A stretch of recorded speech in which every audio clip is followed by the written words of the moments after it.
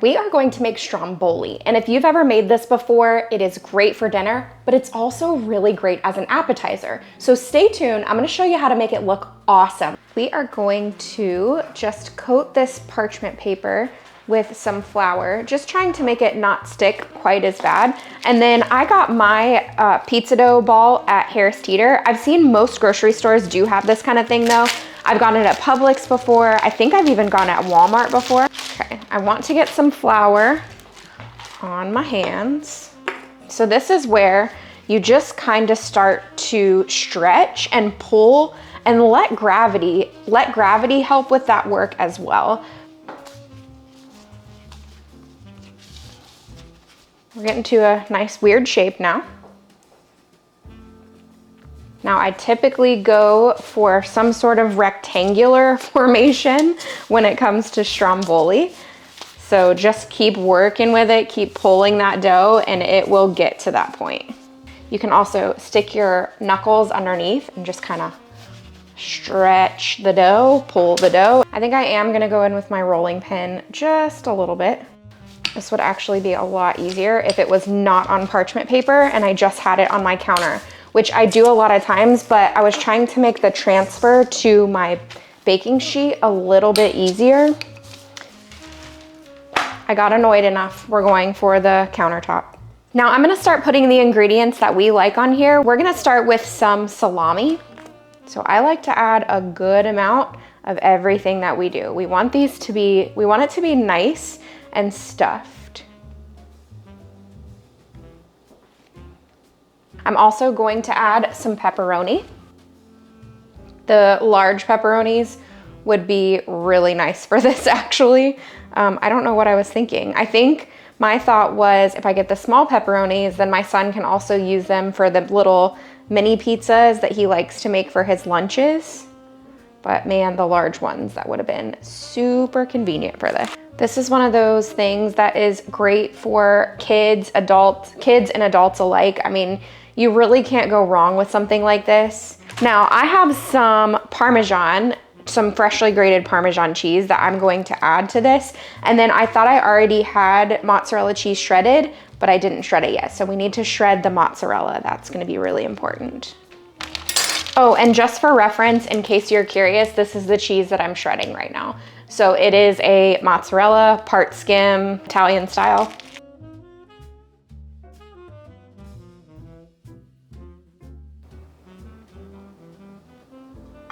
Okay, so overall, 6 to 8 ounces of cheese or so. Let me shred up the rest of this so I can put all of this stuff away. Okay, I have a little bit of butter here in this bowl. Let's melt it up. All right, melted, and I added a touch of minced garlic. Use however much you like in that. A lot of the recipes call for about 2 cloves of garlic. You can brush the entire pizza dough with this butter if you want. I usually will just go through and do the edges that are gonna kind of stick together once it's rolled up. But I'm sure it would be absolutely delicious if you brush the whole thing with butter too. I think it's just a preference on your calorie intake and things like that. Okay, so we're just gonna go along the edges here, save a little bit of that butter. Now we are gonna start the roll process. And we just need to start down here and start rolling it up, the transfer. See, this is where it's gonna be interesting. We're gonna roll it all up like so.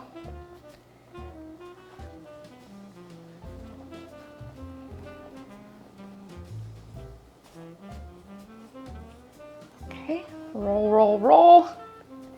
Continue to roll. Now we're gonna try and transfer. This is gonna be interesting.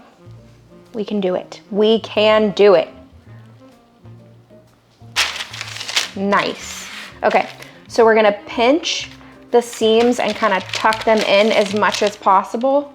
Pinch the seam down here just so that all the cheese doesn't come out. Same with this end here. We got a little place where it might come out a bit there, but that's okay. All right, so my oven is we want to brush this. Let's brush this with some of that buttery garlic that we have. Now my oven is currently preheated to 350 degrees. This is going to go into the oven for about 25 to 30 minutes, and then we'll cut it. And we're gonna serve it with some marinara or pizza sauce, whichever you prefer. You can make it up, you can buy jar stuff if you want. Totally up to you how you wanna do it. All right, let's get this in the oven. Doesn't this look delicious? Okay, we need to wait a few minutes before we cut into this because it will be everywhere. Let's take it off of the baking sheet and get it ready for cutting. This is gonna go in the center here. We're just gonna add some marinara into this bowl for dipping. Actually, might as well just add all of it. And you can use a smaller bowl if you feel like you need that. Now this is most definitely best done with a serrated knife, so just know that ahead of time.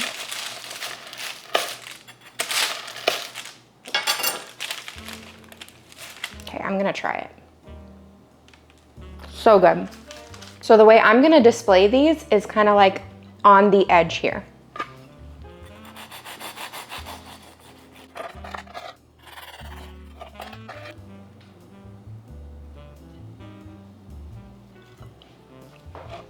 I mean, this is a perfect dinner. Obviously, you can just cut these up and have it for dinner. It's also a great appetizer because of the way that it's displayed. So you're just picking one up and getting your sauce. I love this, you guys.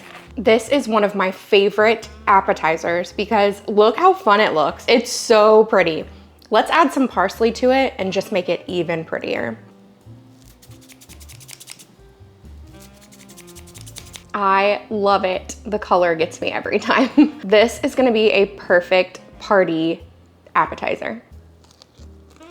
So good. Highly suggest making these. We are making these loaded tater tots. These look delicious. I started here by spraying my pan, and I didn't spray the whole thing because we're not gonna make a full pan of these.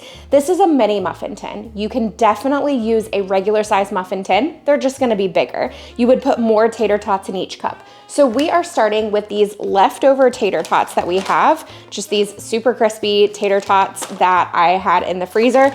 And we're putting about 2 tater tots into each one of the tater tot cup. If you wanna fit 3 in there, that's completely fine. We're doing 2, and then I'm assuming if you're doing the larger muffin tin, you would probably put 4 to 5 of these tater tots in each one of the muffin cups. Oh, here we go again. Muffin tin, muffin forms.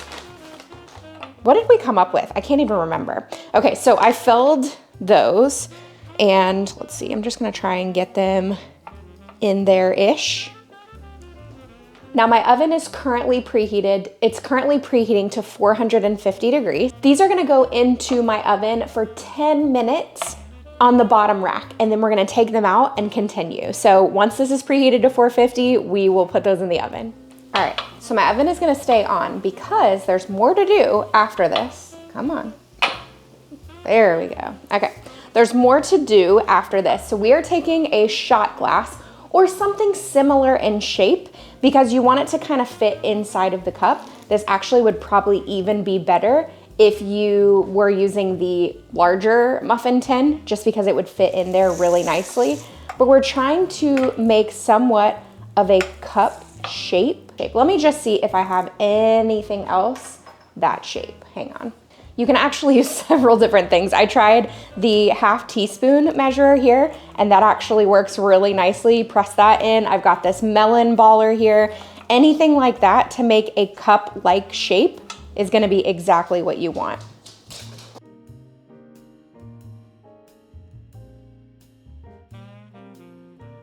This is a half tablespoon measure, so if you have one of those, that's the perfect size, I think, for this. Okay, so that part is done. Let's put all this in the sink since we tried several different things. Okay, now these are gonna go back into that same 450 degree preheated oven for about 15 minutes. All right, round 2 out of the oven. Can you hear them? We are going to take, it says a tablespoon of cheese. I'm just gonna do a pinch of cheese into each one, and they're gonna go back into the oven for a 3rd time. I promise all the in and out of the oven, it's worth it, okay? So just put a little bit of cheese into each one of the cups, just like so. And then we're gonna melt that cheese on these for about 5 minutes in the oven. Cheese in each one. Let's let these go back in 5 minutes. These just came out of the oven. We do want to let that cheese cool for just a couple of minutes. I'm going to go ahead and get everything set up over here on this platter. I feel like this platter is probably a little bigger than what we need, but it's fine. It would be really good if I made a whole bunch of these. All right, let me let you in on a little secret. You can probably already tell. I ate one just like this. I didn't even make it loaded. I just ate one because it looked really good. And I'm gonna be honest with you, it was really good. We're gonna take some sour cream. All right, we're gonna add some sour cream into each one. You guys see where I'm going with this. Loaded baked potato style. That might be more than I needed.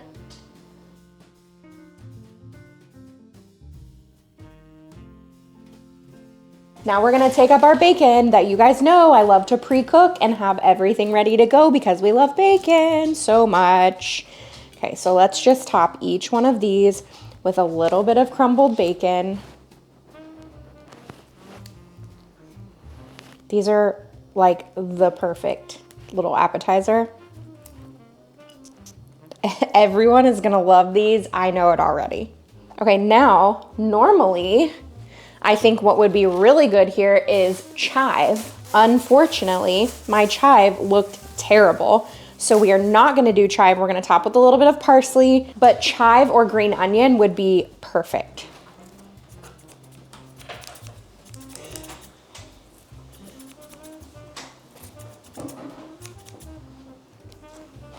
These look delicious. Let's try one loaded. They're so cute. I don't know what more you could ask for. Tater tot, sour cream, bacon. It's perfect. We love a good French dip. Tonight we are gonna make French dip biscuits. These are really easy to make. You can use all the ingredients that you typically use to make French dip, but it's gonna be made with canned biscuit dough. Okay, the first thing that I'm gonna do is sharpen my knife. Let's get everything prepped to go along with the French dip. So I'm gonna start by slicing up some mushrooms. Obviously you can buy them pre-sliced. I actually think that I ordered in my grocery order pre-sliced mushrooms, but they must have been out and just subbed for these, which is totally fine. And then we are not gonna be adding onions to ours, but you should feel free to do that. I actually have a shallot over there. I might add that in just for that kind of like oniony type of texture and flavor. My husband doesn't mind shallots for some reason. All right, I think that's good for the mushrooms. We are using a thin sirloin tip sandwich steak. Basically, you just want to have some sort of sirloin that you can cut into smaller pieces. So that's what I'm gonna do. It's already pretty thin, but I'm going to cut it into strips so that it will be completely ready to go. Now, you can use a flank or, what's the other one? Flank. Oh man, I'm drawing a blank. Wish my husband was here right now because he knows exactly what the name is that I'm thinking of, but I don't. So anyway, you wanna cut thin. That's the biggest thing. The thinner it is, the better it's going to be for something like this. So I like to keep the pieces nice and thin. Hopefully you can see how thin these are. A good knife helps in this process too. I'll try and zoom in here in the editing so you guys can see what the thickness is of these pieces. I always personally cut against the grain as well. I never cut with the grain when I'm cutting for something like this. I just feel like it makes it so much more tender and easier to chew and cut and all that kind of stuff. And you know, when actually making the Philly cheese, like the actual cooking of the steak, there's so many different ways that you can go about that recipe. If you have one that you love, go for it. You do not have to use the exact one that I'm gonna be using. Okay, so the steak is all cut, ready to go. Mushrooms are cut, ready to go. So pretty much everything else at this point, at this stage, is gonna happen over on the stovetop. I'm gonna turn my oven or my stovetop on and get this butter melting. So we're actually gonna do a little bit of butter and a little bit of olive oil into my pan. And as that's melting and starting to cook up, we're gonna add in the mushrooms so we can get those cooking. And those are not gonna take very long. We just want them to soften up just a little bit. Okay, let's also add in a little bit of garlic so that can saute. You add whatever amount of garlic you like.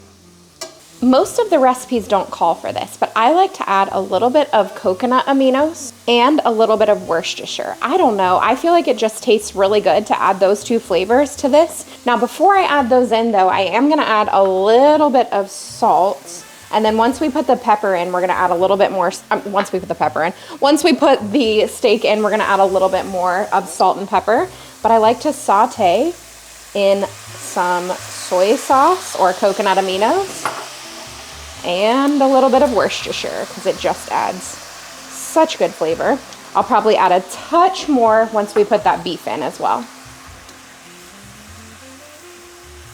All right, I'm gonna crank up my heat because I want the beef to get a little bit of a sear on it. So I'm gonna push this stuff just to the side a bit. I don't know if it's gonna get too much of a sear because my pan's gonna be a bit overcrowded. So this is not gonna take long to cook at all, just a couple of minutes.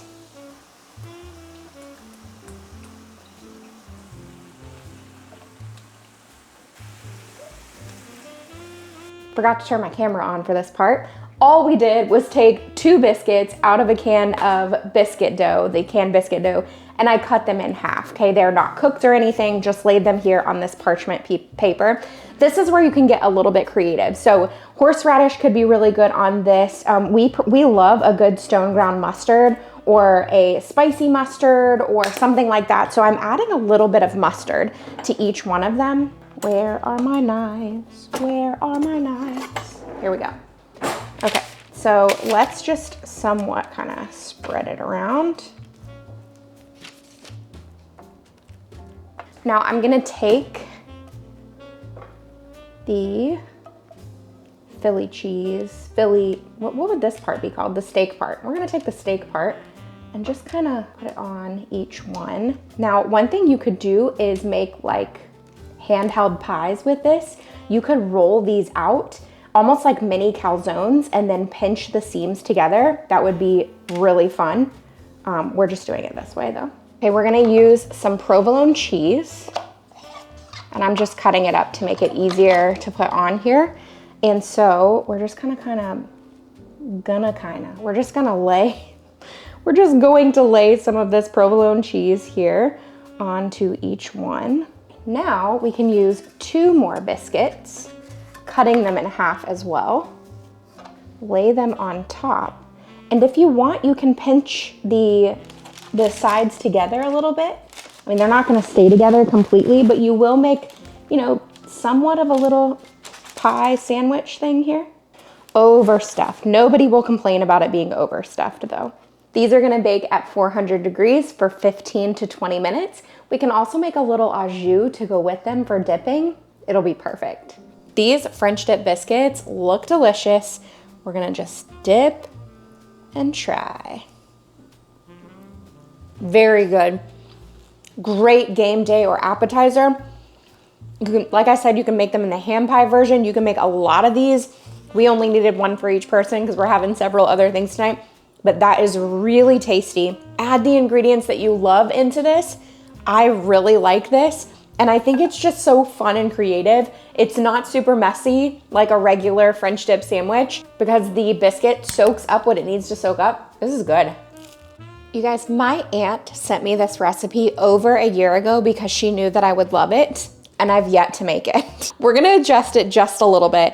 I have a half a cup of melted butter here in this bowl, and the recipe calls for a full cup. I feel like that is extreme, so we are not going to make we're not gonna use a full cup, half cup of butter. Now, I make my own ranch seasoning, like the ranch seasoning packet, but if you're just using a regular ranch packet, you would wanna add in 1 packet of the ranch seasoning mix. And we are adding 1.5 teaspoons of dill. Now, this is one of my favorite flavors. I love dill, so I might go closer to 2. 1.5 is probably okay as I'm looking at it, but I love dill. We need 1 teaspoon of garlic powder. We're gonna go with a 1/4 teaspoon of onion powder. So I'm not even gonna measure this one. We're just gonna do a couple little shakes there.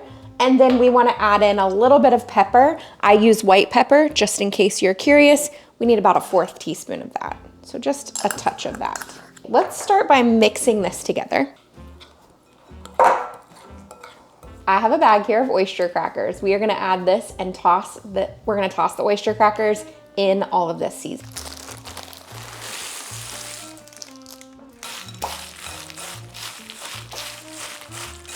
Now, if you don't like ranch, this is gonna be loud. If you don't like ranch seasoning, you could just use a dill or a parsley or something like that. That's totally fine. But man, I think it's gonna be really good with all this seasoning here. I have a parchment lined baking sheet here. We're just going to lay all these out in somewhat of a single layer. And I do feel like if you use the whole 2 sticks of butter, the whole 1 cup of butter, your seasoning probably won't stick together in clumps like this. I'm less concerned about that than using 2 whole sticks of butter, to be honest. But it's just a preference thing. It's no big deal. Especially if you're taking this somewhere and you want it to look really nice with the seasoning like coated everywhere, definitely do it that way. Okay, you do want somewhat of an even layer, like a single layer if you can. If you need to spread it out onto 2 cookie sheets, that's fine too. I feel like this is decent enough, so I'm gonna go ahead. You hear my oven preheated? You need your oven preheated to 250 degrees. These are gonna go in for about 15 to 20 minutes. Then when they come out, we're gonna sprinkle with Parmesan cheese.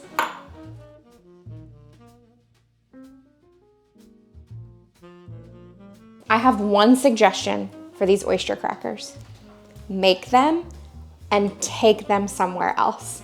Because if you don't, you're just gonna be eating them nonstop like I have been. It comes from Hebrews 10:24 through 25. And let us consider how to stir up one another to love and good works, not neglecting to meet together, as in the habit of some, but encouraging one another, and all the more as you see the day drawing near. Friends, if you want some more game day food or appetizers, you need to go check out my friend Jessica O'Donoghue's channel. She is putting out game day food today too. Jessica always has amazing appetizers and game day food. I'm gonna have her video listed in the description box. Go check it out. If you enjoyed this video and you want more appetizer inspiration, check out the video above.